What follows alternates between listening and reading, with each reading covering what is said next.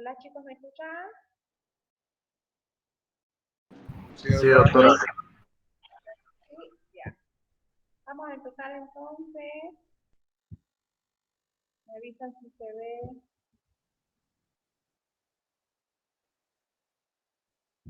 Sí, se ve, doctora. ¿Se ve? Ya. Vamos a empezar entonces ahí.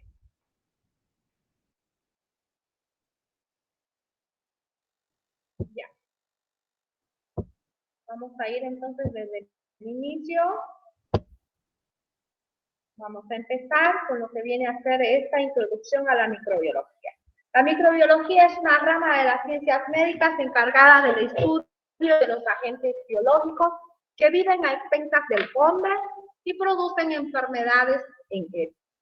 La palabra microbiología deriva de las voces griegas micros, que significa pequeño, bios vida y logos estudio. Etimológicamente dice, en ella se estudian los organismos demasiado pequeños como para ser comprendidos a simple vista. ¿Ya? Dice, aun cuando el hombre no había alcanzado el desarrollo técnico suficiente para poder observar y estudiar los microorganismos y considerarlos como causa de enfermedades infecciosas, él relacionó, ¿no es cierto?, lo que viene a ser estas con un origen místico o religioso. ¿Qué era lo que decían antes? Ah, entró un espíritu maligno y por eso se enfermó, ¿no? Hipócrates y Galeno dieron el inicio al conocimiento de la teoría que había algo ahí que producía estas enfermedades. Entonces, empezaron esta teoría microbiana del origen de las enfermedades infecciosas al concebir y desarrollar la hipótesis del miasma, en la cual decían también que tenía algo místico. ¿Por qué? Porque gente que se encontraba fuera de las calles moría y moría y quedaban en las calles, ¿no? Gente muerta. Y a esto, ¿no es cierto?, empezaron a aparecer diferentes plagas o enfermedades en la misma población. Entonces, estos miasmas que en forma gaseosa debían formar parte del aire, al ser respirados, eran los responsables de estas enfermedades que acaecía a esa población. Y también producía epidemias. Entonces, Avicena, en sus ideas, llegó a considerar que la causa de estas enfermedades contagiosas la constituían diminutos seres vivos, invisibles a simple vista y que se transmitían por medio del agua y también del aire. Girolamo, ¿no?, enuncia ya la posibilidad de que enfermedades fueran transmitidas por partículas demasiado pequeñas para ser vistas. A comienzos del siglo XVII, gracias a los progresos de la óptica, los investigadores pudieron descubrir el mundo misterioso de los organismos más pequeños, desconocidos hasta entonces. En 1590, dos constructores holandeses de gafas, ¿no?, Hans Hassen y su hijo Zacarías, construyeron un aparato de lentes que permitió, dice, ya visualizar estos objetos pequeños, a lo cual ahora le llamamos casi o prácticamente microscopio. Galileo Galilei en 1609 y Cornelio Drever empezaron ya a diferenciar y también clasificar, como lo vimos en histología, los tejidos, ¿ya? Si es que se corta, por favor, me avisan a través del WhatsApp que ya me salí o me botó la clase. ¿Bueno? ¿Están ahí? Sí, doctora. Sí, doctora. Ya, perfecto. Me avisan entonces, ¿ya? Entonces, ¿qué más tengamos? Athanasius Kirchner, sacerdote jesuita alemán, vio lo que llamó la mínima animácula o también animalia minuta.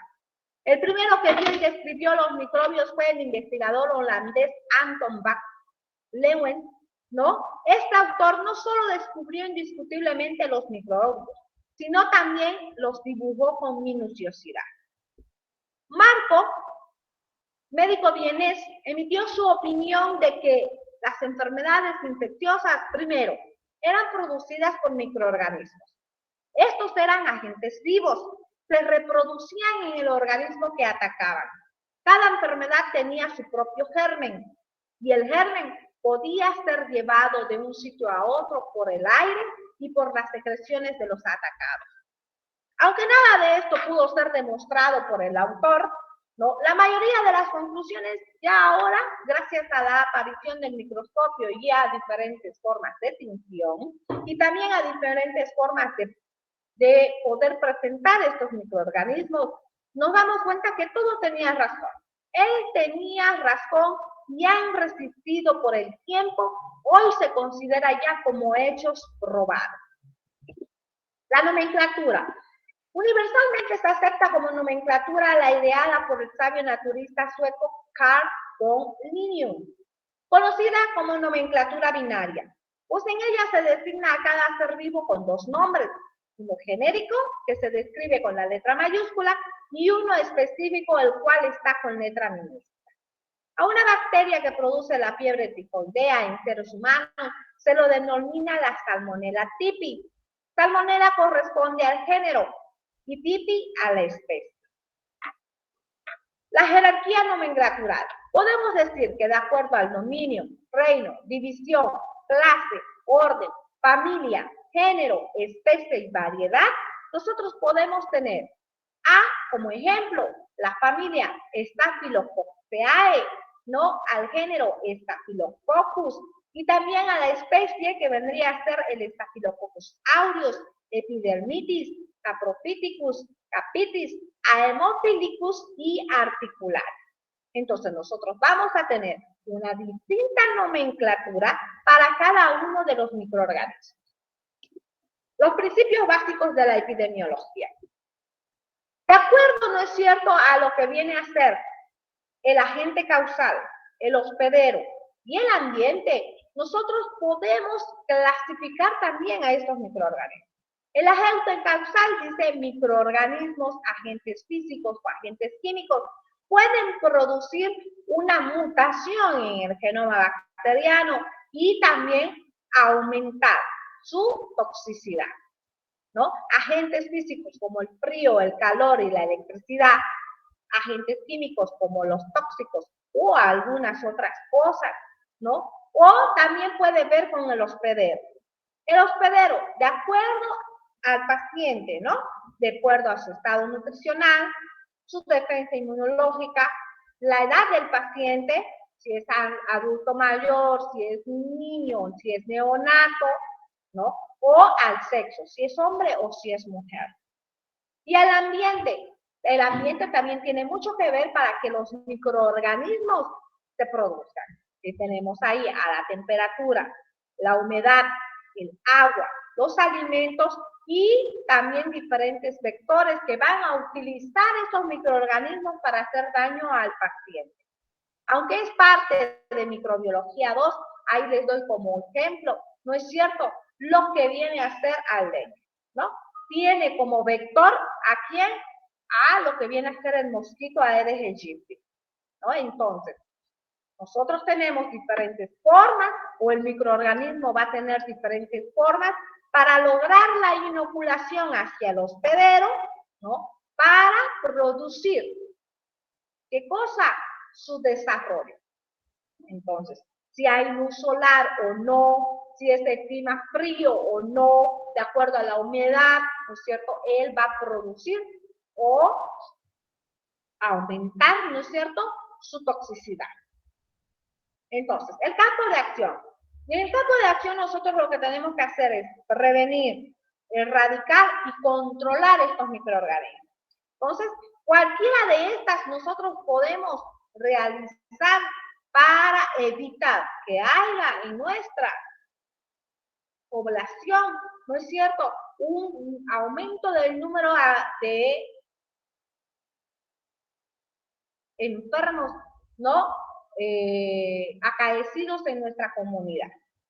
Entonces, la enfermedad transmisible es cualquier enfermedad producida por un agente infeccioso específico por sus productos tóxicos que son capaces ¿no?, de transmitirse desde un enfermo a otro portador, hasta un hospedero, independientemente de la forma o mecanismo en que se produce la transmisión. La vía de transmisión puede ser directa o indirecta. Directa es inmediata por contacto físico, puede ser mediata por contacto personal o exposición directa a un tejido susceptible al hábitat de un agente infeccioso debido a esa próxima. La transmisión vertical o también puede ser congénita. Es una vía directa. La vía indirecta pueden estar los vehículos inanimados, agua, alimentos, tierra, comités, objetos, medicamentos o productos químicos. Y los vehículos aéreos, inhalación, depósitos en piel mucosa, depósitos en heridas y vehículos vectoriales. La clasificación basada según su vía de transmisión puede ser digestiva, respiratoria, por contacto de piel y mucosa, vectores artrópodos y roedores, imprecisa o indeterminada. Una enfermedad es epidémica cuando la incidencia es alta y endémica cuando esta incidencia es baja. Pandémica se refiere a la dispersión de la enfermedad a través de los continentes. Se hizo la pandemia, ¿no es cierto?, del COVID. Entonces, el periodo de incubación, tiempo que transcurre desde la entrada y la multiplicación del agente hasta la aparición de los primeros signos y síntomas de la enfermedad. El periodo prodrómico, después del periodo de incubación, se desarrollan en el individuo síntomas inespecíficos del proceso infeccioso. Fiebre, cefalea, malestar y debilidad. El periodo de estado se refiere aquí, dice, aparecen los síntomas o signos característicos de la enfermedad. ¿Cuál es ahora en el dengue? Estamos hablando de las famosas petequias o rash petequial. El periodo final o terminal es la etapa final de la enfermedad donde el enfermo puede evolucionar satisfactoriamente hacia su curación o agravarse hasta la muerte. En algunos casos puede prolongarse hacia hacerse crónico. Y el periodo de transmisibilidad es característico de las enfermedades que son transmisibles, se extiende durante todo el tiempo que la enfermedad es capaz de transmitirse de un individuo a otro. Las bacterias presentan un tamaño de unos pocos micrómetros, por lo general de 0,5 a 5, son células procariotas, son los organismos más abundantes del planeta y se encuentran en todos los hábitats terrestres y acuáticos. Crecen hasta los más extremos como en los manantiales de aguas calientes y ácidas y en desechos también radioactivos, en las profundidades tanto del mar como de la corteza terrestre. Algunas bacterias pueden incluso sobrevivir en condiciones extremas del espacio exterior. Se estima que se pueden encontrar en torno a 40 millones de células bacterianas en 1 gramo de tierra y 1 millón de células bacterianas en 1 mililitro de agua dulce. En total se calcula que hay aproximadamente 5 por 10 a la 30 bacterias en el mundo. La morfología bacteriana. El coco, bacilo, y también hay formas helicoidales, son parte de la clasificación de estas bacterias. Se llama coco porque tiene forma de grano, es una forma esférica. Puede ser un diplococo cuando estos cocos están en grupos de 2, tetracoco 4, estreptococo en cadena y estafilococo en agrupación irregular o en racimo. El bacilo, también denominado así porque se denomina del latín bacillus, que es en forma de varilla o en forma de bastoncillo. Las formas helicoidales son el vibrio, como está el vibrio solerae, ¿no?, ligeramente curvado y en forma de coma, el espirilo, ¿no?, como tenemos también a la forma de helicoidal y rígida, y las espiroquetas, como en forma helicoidal y flexible. Entonces, según las especies con diversos patrones de asociación, ahí nosotros tenemos a la Neisseria gonorrhoeae, ¿no?, en forma diploide o por pares, estreptococo en forma de cadena, estafilococos en forma de racimo y el Actinobacterium en forma de filamentos. Entonces, acá nosotros tenemos el coco, el diplococo, el estafilococo, el streptococo, la sargina, la tétrada, ¿no? Ahí tenemos al género Vibrio, el bastón, hélice, el Corynebacterium dicteriae, ¿no? O el Helicobacter pylori, también tenemos allí, ¿no? La Cracacorchus o la Borrelia burgdorferi, filamentos, espiroquetas, el cocobacilo, el bacilo, el diplobacilo, el streptobacilo, ¿no? Que son parte de lo que viene a ser esta clasificación. La coloración de Gram. Esta coloración de Gram dice, en 1884, Christian Gram desarrolló un método de distinción bacteriana que coloreaba algunas células de color azul violeta y otras que se decoloraban. En el procedimiento para la coloración de Gram se usa 4 reactivos diferentes. El primero, azul violeta o cristal violeta, que tiñe a todas las células de color azul violeta. El segundo, Lugol, ¿no? O yodo o yoduro de potasio. El yoduro reemplaza al cloruro en la molécula de cristal violeta y el complejo formado se vuelve insoluble al agua. Todas las células reaccionan de igual forma a él. El tercero, el decolorante acetona o etanol. Remueve solamente el colorante de las células Gram negativas. Y por último tenemos a la safranina, un colorante de contraste y cuarto reactivo empleado en el método hace visible las células Gram negativas al teñirles de color rojo. Se ha demostrado que la estructura de la pared bacteriana es la base de la reacción diferencial en esta coloración de Gram. Las bacterias teñidas con azul violeta son llamadas Gram positivas. Entonces, azules Gram positivas. Poseen grandes cantidades de ácido teicoico en sus paredes. Y las teñidas con rojo son bacterias Gram negativas y contienen en sus paredes lipopolisacáridos. Entonces, acá nosotros tenemos al ácido teicoico en sus paredes, en las Gram positivas y en azul. Y en esta tenemos a lo que viene a ser los lipopolisacáridos y es la bacteria Gram negativa y se tiñe de color rojo rosado, ¿no?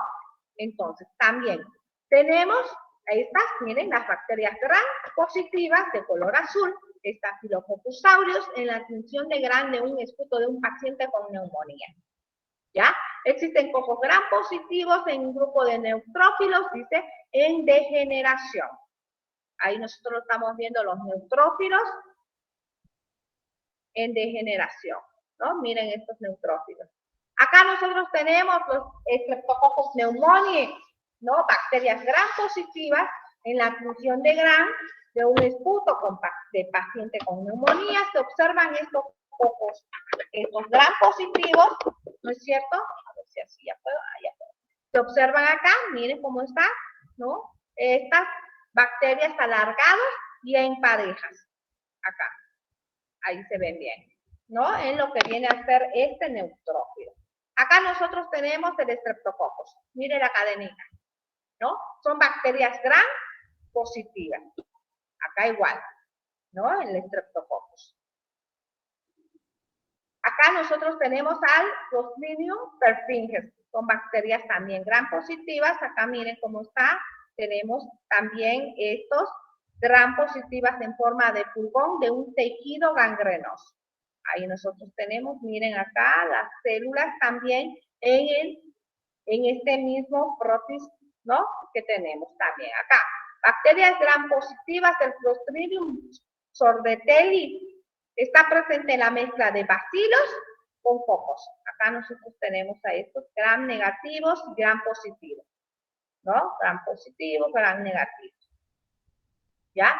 Dice aquí, muchos de los cuales tienen esporas subterminales o áreas claras, ¿no? Las especies Clostridium a menudo se tiñen como Gram positivas y como Gram negativas, aunque son bacterias Gram positivas verdaderas. Acá nosotros también tenemos nuevamente al género Clostridium, ¿no? Lo mismo, Gram positivas, el Lactobacillus, ¿no? Y acá tenemos a los neutrófilos, ¿no?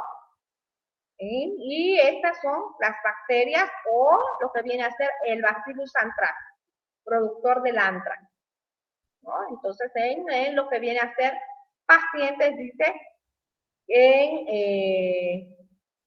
de fluido cerebroespinal en el microscopio.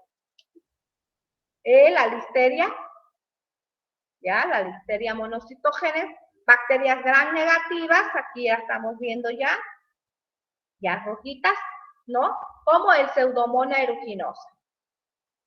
Acá, ¿no es cierto? Miren, aquí está la Neisseria gonorrea, bacterias gram negativas. También hay, ¿no? Entonces acá la Escherichia coli, bacterias gram negativas, ¿no? Y aquí las espiroquetas helicoidales. El Treponema pallidum, productor de la sífilis, espiroquetas. Y con eso terminamos la primera clase de hoy. ¿Algo que quieran preguntar hasta ahí? No, profesora. ¿No hay nada? ¿Tenemos tiempo? Hasta las 8:30, ¿no? ¿Podemos avanzar un poco más o quieren Sí. descansar? Como usted guste, profesora.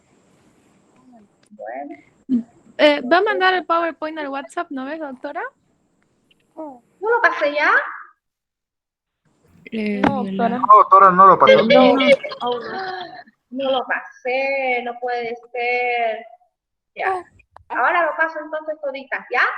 Muchas Según yo ya lo gracias. había pasado. Pero ahora Gracias. lo paso. Bueno, ahora vamos a hablar entonces de esta célula procariota. ¿Se recuerdan que se dividía en el... ¿No se ve? ¿Se ve? ¿Se ve? ¿Se ve? Ah, ya. Sí se ve, doctora. Ya. ¿Se recuerdan que se dividía en histología en célula eucariota y célula procariota? Ahora vamos a ver esta célula procariota.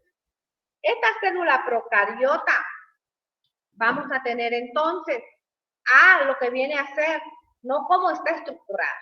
La célula bacteriana está estructurada de la siguiente manera: la pared celular, la membrana citoplasmática, citoplasma, ribosomas, región nuclear o nucleoide y algunos escasos gránulos o vesículas, o también puede tener flagelos, fimbrias o cápsulas. Ustedes saben, ¿no es cierto?, que hay región nuclear, pero no hay membrana nuclear. Entonces, acá nosotros tenemos, miren, el nucleoide. No tiene membrana celular. Tenemos acá la cápsula, que es la parte de afuera, la pared celular, ¿no? La membrana plasmática, el citoplasma, ¿no? Los ribosomas, algunos plásmidos. ¿Para qué? Para que cuando haya la colonización bacteriana, estos sean los primeros en querer colonizar al huésped. Entonces, acá nosotros tenemos algunas cili para producir una mayor adhesión a la célula. Y el flagelo, ¿para qué? Para producir un movimiento, ¿no? Llegar más rápido hacia la célula huésped.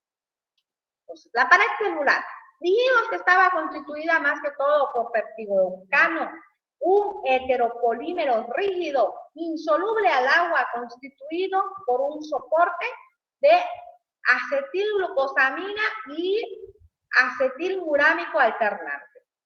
Este soporte es el mismo en todas las bacterias, pero las cadenas tetrapeptídicas laterales y puentes peptídicos transversos varían de una especie a otra, pero todas tienen lo mismo.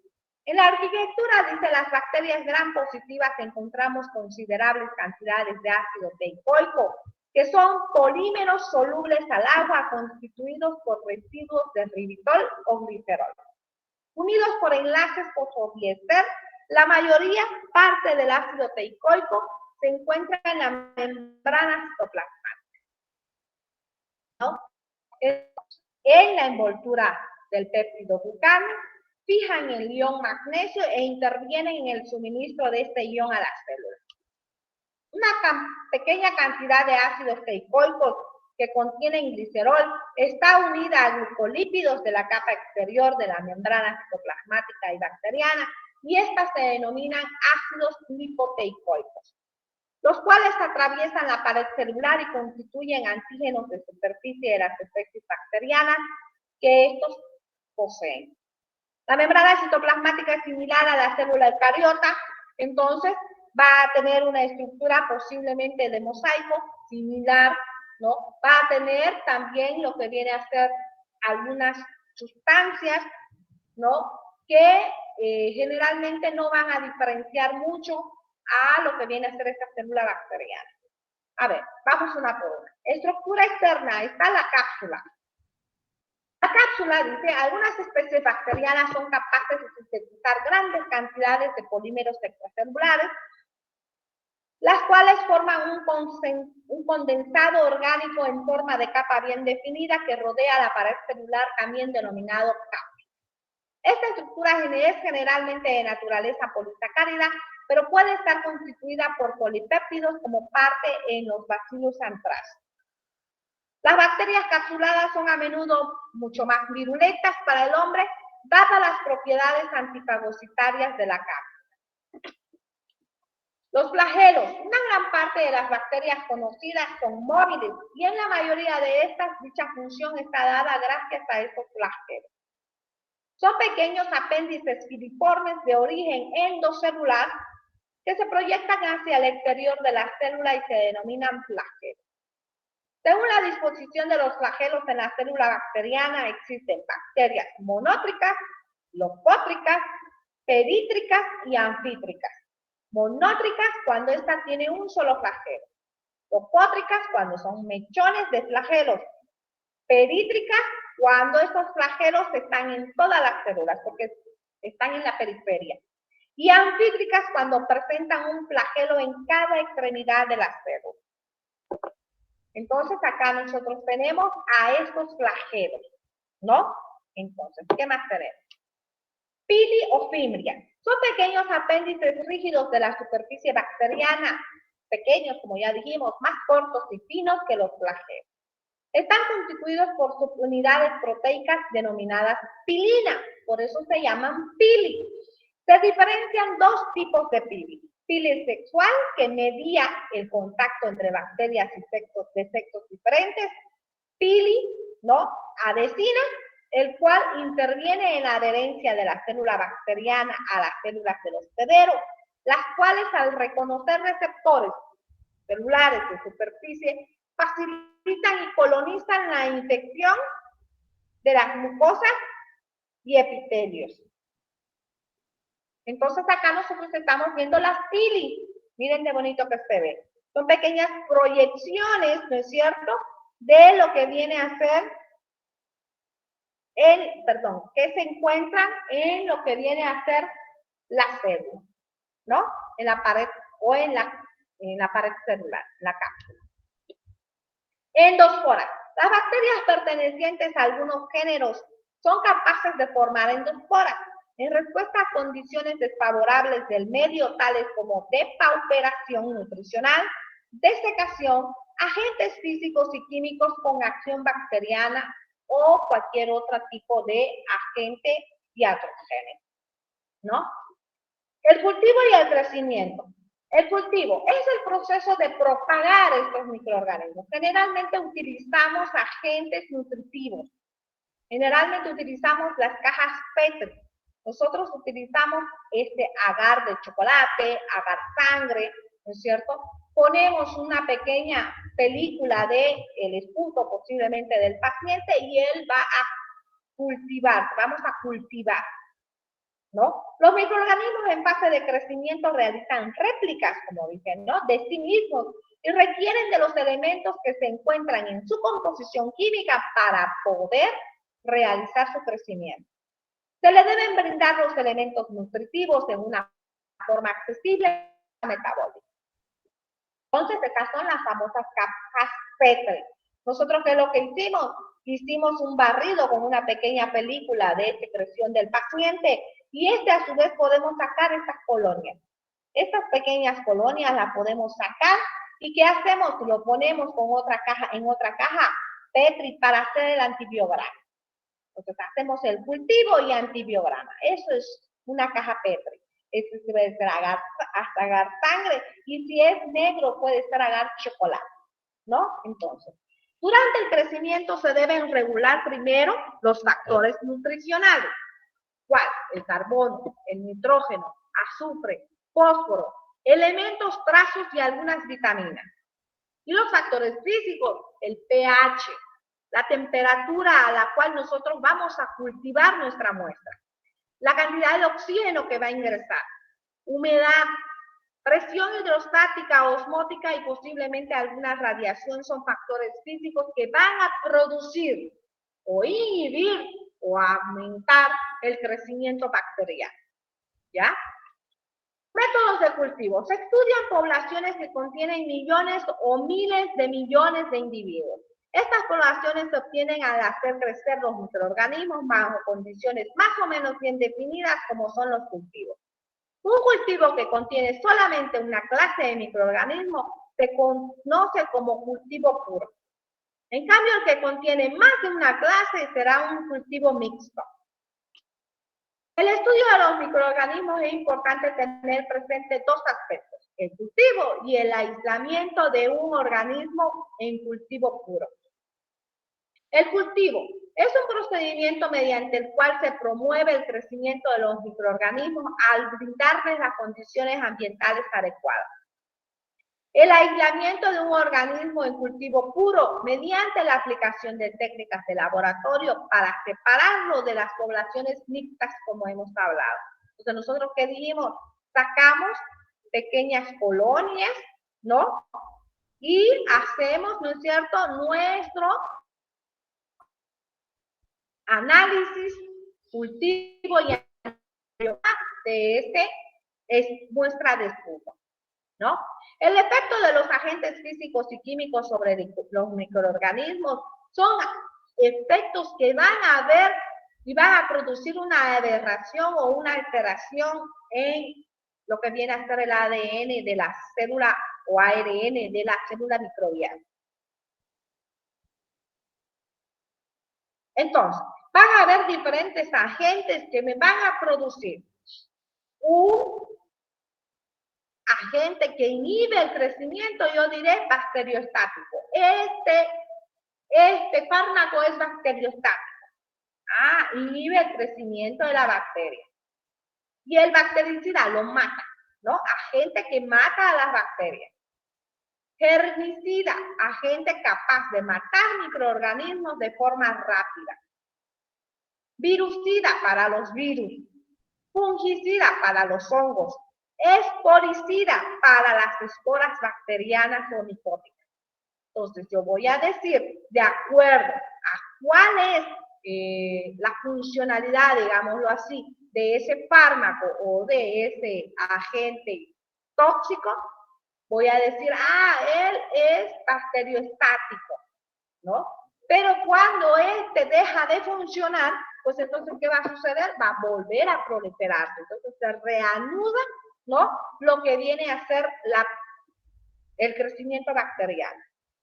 En cambio, en el bactericida, la bacteria se muere, ¿no? Es una acción irreversible.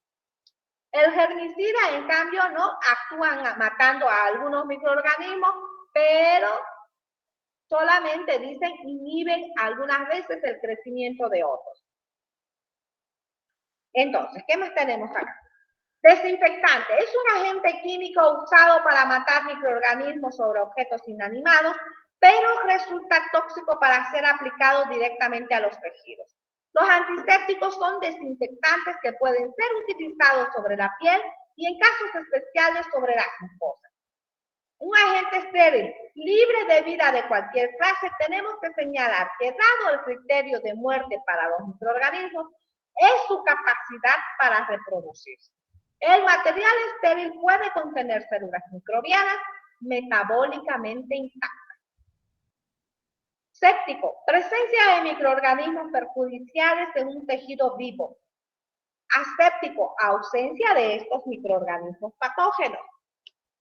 Los procesos de esterilización y desinfección son métodos esenciales utilizados de manera sistemática en los hospitales. Nosotros tenemos ahí las estufas, las cajas Petri, tenemos, ¿no es cierto?, para lo que viene a ser este tipo de cultivo antibiograma, y luego me tengo que deshacer de ellos para volver a hacer un cultivo y un antibiograma en nuestras cajas Petri, en nuestros medios de cultivo. Entonces, como ya se dice, ¿para qué me va a servir? Para el tratamiento y prevención de infecciones, contaminación en los laboratorios o también en la industria farmacéutica. ¿Por qué? Porque nosotros hacemos un cultivo y un antibiograma. Este antibiograma me va a servir, como ya lo dije, para ver si ese fármaco es bactericida o es bacteriostático, para ver si ese fármaco actúa con rapidez o no contra ese microorganismo. Entonces, por eso es que nosotros decimos que es, ¿no es cierto?, de laboratorio o para la industria farmacéutica. Estos términos son empleados en referencia a la destrucción o remoción de algunos microorganismos. La esterilización, proceso de destrucción y remoción de todas las formas de vida, patógenas o no, de un material o un objeto. Desinfección es la remoción de determinado objeto o de su superficie de la totalidad o parte de los microorganismos patógenos de manera que no constituyan una amenaza a la enfermedad. La antisepsia es la desinfección aplicada a los tejidos vivos. Los agentes antimicrobianos, según su acción, se pueden considerar bacteriostáticos, como ya lo dijimos, o bactericidas. Según su naturaleza, pueden ser físicos o químicos. Estos agentes físicos son calor, filtración y radiación. Los agentes químicos, ya lo dijimos, no cumplen el principio de toxicidad selectiva porque resultan ser muy tóxicos o irritantes para el hombre, o porque afectan los materiales a esterilizar. Hay agentes químicos que pueden emplearse como esterilizantes por su enérgica acción sobre los microorganismos, pero muchos tienen que ser utilizados diluidos con el objetivo de disminuir su toxicidad o poder irritante en el caso que se usa como desinfectante o antiséptico. Ahí tenemos a la lavandina, ¿no? Entonces, ¿qué más? Propiedades deseables de los desinfectantes, que sean una alta actividad germicida, que tenga un amplio espectro para muchas bacterias, que sea letal para las bacterias, ¿no? Hongos, virus o protozoos. Acción rápidamente mortal, que penetre en las grietas, cavidades o por debajo de la película de materia orgánica. Logra concentraciones letales en presencias orgánicas como sangre, esputo y heces. Compatible con jabones o cualquier sustancia química que pudiera encontrarse en el material sometido a desinfección. Una marcada estabilidad química, un costo razonable,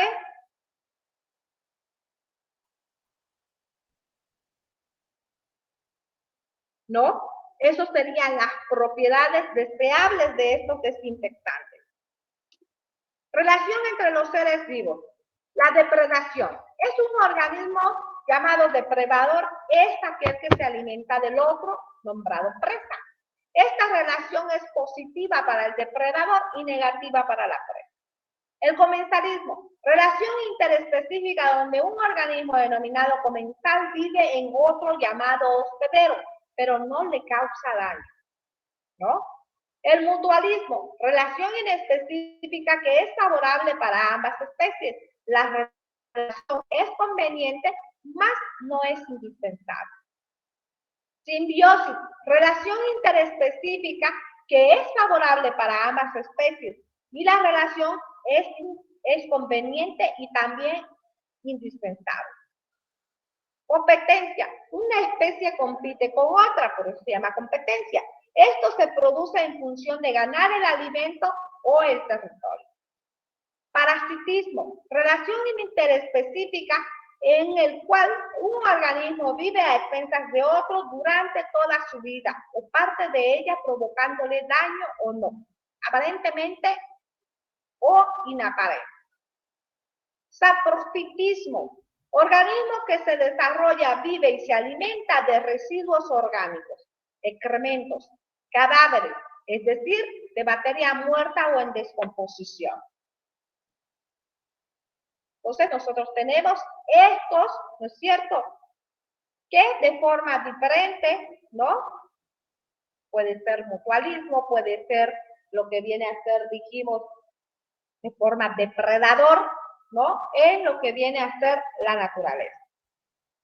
Parasitismo, también puede producir una infección, en el caso para parásitos microscópicos, o infestación para los macroscópicos. Propiedades de los microorganismos para producir enfermedad. La enfermedad infecciosa es el resultado de una relación no exitosa entre el parásito y el hospedero. El término parásito, por lo tanto, debe ser visto al describir una relación en la cual un miembro tiene la potencialidad de dañar a los tejidos o células.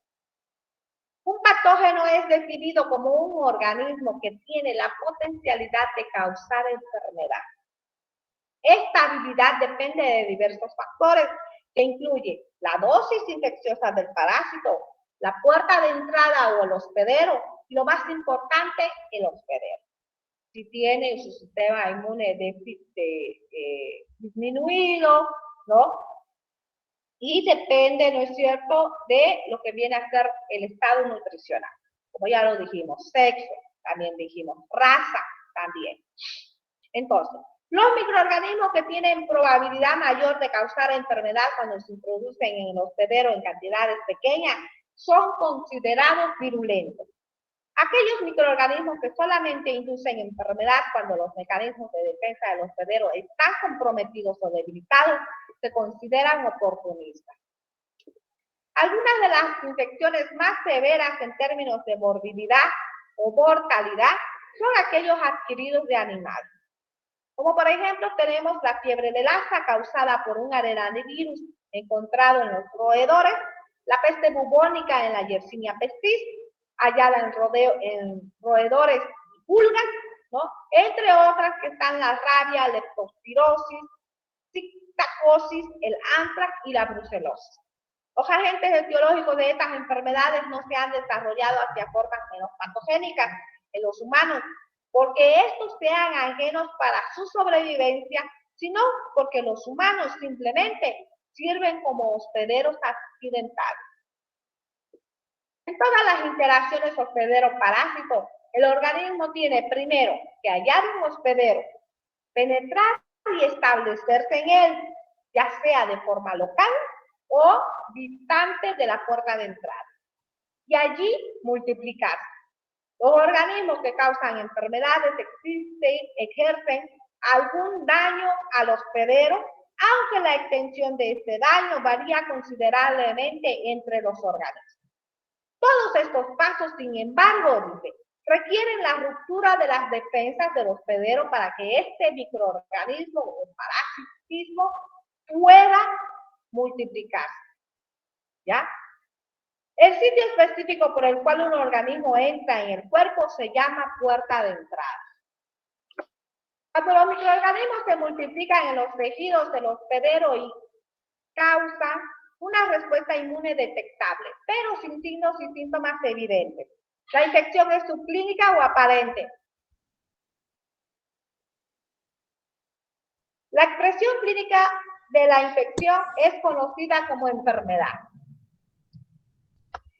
Indica la existencia de un daño a las células y los otros tejidos, que se manifiesta a través de los signos y síntomas clínicos. El daño ocasionado por los microorganismos puede ser directo, debido a la elaboración de toxinas y enzimas, o por otras acciones patológicas directas, o indirectas debido a reacciones inmunopatológicas. Los mecanismos que permiten la adhesión y la multiplicación.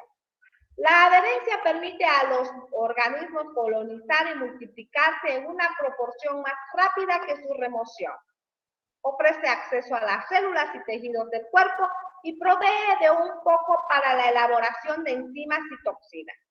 La adherencia puede ser importante nutricionalmente, ya que los materiales nutrientes tienden a concentrarse en la interfase sólido-líquido del cuerpo.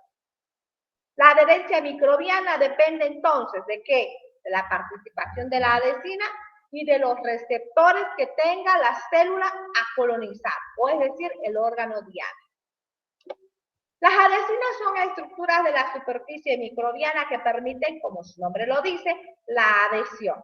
Y están compuestas frecuentemente por una proteína en forma de fibria denominada fibrilla, de las cuales ambas son apéndices filamentosos finos que rodean al organismo. Los receptores. El resto complementario en la superficie celular del hospedero usualmente son moléculas que contienen carbohidratos, como ser las glicoproteínas o los glicolípidos. Estos a su vez ¿no? van a ayudar a que la bacteria colonice el cuerpo del hospedero. ¿Cuáles van a ser los mecanismos que permiten la adquisición de nutrientes del hospedero? Primero, las bacterias, por ejemplo, dice, requieren hierro para su metabolismo y crecimiento para la producción de una variedad de toxinas. La mayor parte del hierro en los humanos está secuestrado en las células y de este modo no está disponible a las bacterias. Entonces, ¿qué tienen que hacer las bacterias? Colonizar a las células.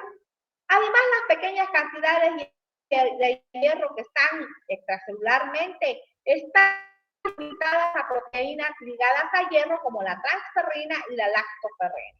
La transferrina sirve como transportador del hierro en el plasma y la lactoferrina en varias secreciones corporales que incluyen las lágrimas, la saliva, la leche, el jugo pancreático y el mucus bronquial.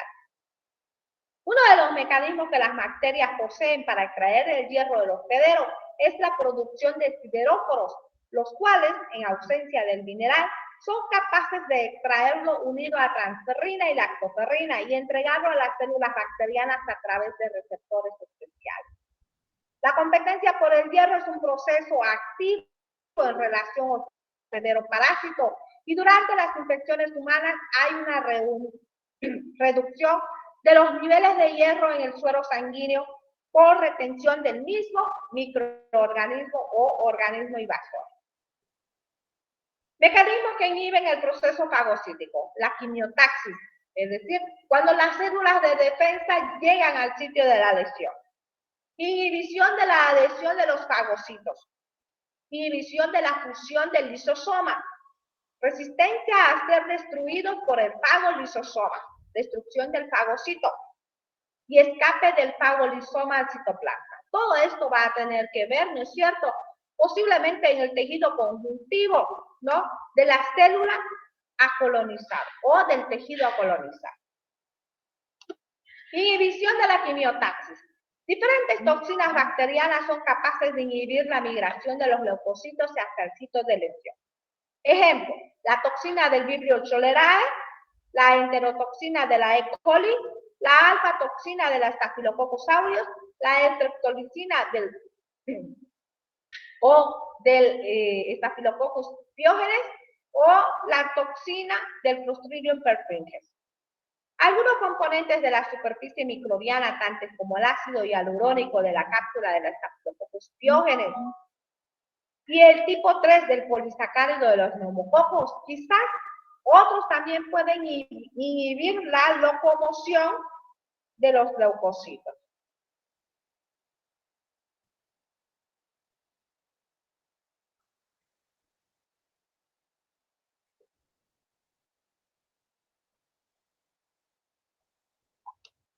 La inhibición de la adhesión por los fagocitos. La cápsula bacteriana es una sustancia antifagocítica muy importante. La encapsulación de la gran variedad de los microorganismos ha sido asociado a su virulencia. El Staphylococcus pneumoniae, la E. coli, la Haemophilus influenzae, o el Staphylococcus agalactiae, la Klebsiella pneumoniae, Neisseria meningitidis y el Cryptococcus neoformans. Forman parte, ¿no es cierto?, de estos microorganismos encapsulados. Inhibición de la fusión de lisosomas. La exposición de los gránulos hidrolíticos lisosomales pueden ser evitadas por inhibición de la fusión del lisosoma con el fagosoma, ofreciendo una ventaja a los microorganismos englobados. La Legionella pneumopilia, la Chlamydia pistachio, el Mycobacterium tuberculosis y el Toxoplasma gondii forman parte de esta inhibición en la fusión del lisosoma. La destrucción del fagocito. Diversos microorganismos destruyen a las células fagocíticas. La mayoría de estos producen toxinas que despolarizan la membrana celular del fagocito, con la siguiente degranulación masiva y muerte celular. La streptolicina O u S y son responsables de la actividad citolítica de Staphylococcus pyogenes.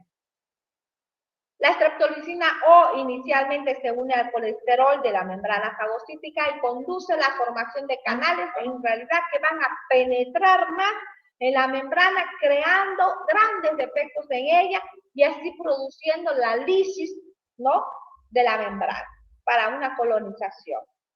La streptolicina S aparece ejercer su efecto citolítico por alteración de la permeabilidad de la membrana, y la oncosidina, estafilocócica, la toxina del antrax y la exotoxina A del Pseudomonas aeruginosa son toxinas para estos fagocitos o tóxicas, ¿no? El escape del fagolisoma al citoplasma. Algunos organismos son capaces de escapar a la destrucción del fagolisoma por la producción de un factor hemolítico que funciona también como un ambiente ácido. Otros son capaces de degradar la membrana fagolisosómica por la producción de una hemolicina.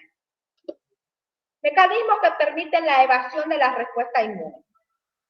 Algunos microorganismos evitan encontrarse con las defensas de los hospederos, residiendo en sitios privilegiados inmunológicamente, es decir, sitios protegidos de las defensas tumorales y celulares. Ejemplos tales como estos son riñones, ciertas partes del cerebro, la capa epitelial de las mucosas respiratoria, urogenital y el tracto, y glándulas mamarias. Existen organismos capaces de liberar sus antígenos superficiales en forma soluble durante las infecciones sistémicas, como por ejemplo la Candida albicans, el Staphylococcus pneumoniae, Neisseria meningitidis, Pseudomonas aeruginosa, Trypanosoma cruzi y el Toxoplasma gondii. La evasión de la respuesta inmune puede ocurrir por modificación en sus antígenos superficiales. Algunas toxinas microbianas son capaces de sobreestimular este sistema inmune, activando a los linfocitos T para proliferar. Esta estimulación da lugar a la designación de sustancias como supraantígenos. Durante las infecciones se puede desarrollar en el hospedero un estado de inmunosupresión. Algunos organismos producen enzimas que separan una o ambas subclases de inmunoglobulina A, y esta a su vez es mediadora principal de la inmunidad humoral en las superficies mucosas. Estas proteasas de inmunoglobulina A son biológicamente significativas y pueden desempeñar un papel en algunas enfermedades asociadas a las membranas mucosas. Ejemplos están la Neisseria gonorrea, ureaplasma urealyticum, Neisseria meningitidis y Aerophilus influenzae, Staphylococcus pneumoniae y Streptococcus sanguis y otros. A las 8:30.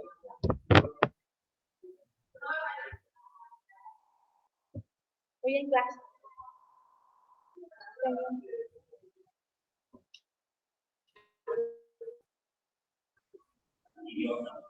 Mecanismos que ocasionan daño directo sobre los hospederos. ¿Cuáles serán? Las toxinas. Son las exotoxinas, las endotoxinas, que se producen durante el metabolismo de las bacterias y son secretadas al ambiente que las rodea. Las endotoxinas forman parte de la pared celular y son liberadas en grandes cantidades solo cuando las células se lisan. Y también tenemos enzimas, ¿no? Las exotoxinas se producen primariamente por las bacterias gram positivas y en ocasiones también las gram negativas. Son proteínas inmunogenéticas A menudo se comportan como enzimas. Sus efectos pueden manifestarse tanto local como sistémicamente dependiendo de la toxina que estamos hablando. Las exotoxinas pueden ser clasificadas de acuerdo a su acción, sitio de acción o efecto biológico. Neurotoxinas, cuando ¿no es cierto?, ejercen su función principal en el sistema nervioso. Ahí tenemos a la toxina tetánica o la botulínica. Enterotoxinas tenemos al gastrointestinal, afectan al tracto gastrointestinal, la Shigella, la E. coli, Staphylococcus aureus, que producen enterotoxinas. Y las citotoxinas, ¿no?, como la toxina difterica, que destruyen también así a las células. Las exotoxinas bacterianas tienden a actuar de tres amplias formas. Primero, lisan las membranas celulares. Causan daño celular por interferencia con la síntesis proteica. E interfieren en la función celular por elevación o depresión de las actividades normales. Las endotoxinas forman parte del componente lipopolisacárido de la membrana externa de las bacterias gram negativas. La toxicidad de las endotoxinas reside en el lípido A y potencia, ¿no?, y la potencia, y estas varían grandemente entre organismos gram negativos. Algunas son extremadamente tóxicas, mientras que otras no lo son. La endotoxina es el iniciador primario del choque séptico por bacterias gram negativas. La producción de toxinas por las bacterias pueden estar mediadas por la presencia de un plásmido o también denominado bacteriófago y no necesariamente estar reguladas por el cromosoma bacteriano. Enzimas, tenemos entre ellas, ¿no es cierto?, la hialuronidasa, colagenasa, coagulasa y fibrinolicina. Entonces, como estas enzimas, ¿no es cierto?, también se encuentran en nuestro cuerpo de forma normal, entonces van a facilitar a la colonización bacteriana. Entonces, la invasión bacteriana de los tejidos se facilita con frecuencia por esta liberación de enzimas. Atributos del hospedero para resistir. El término inmunidad fue utilizado por mucho tiempo para denominar la resistencia del organismo a las infecciones.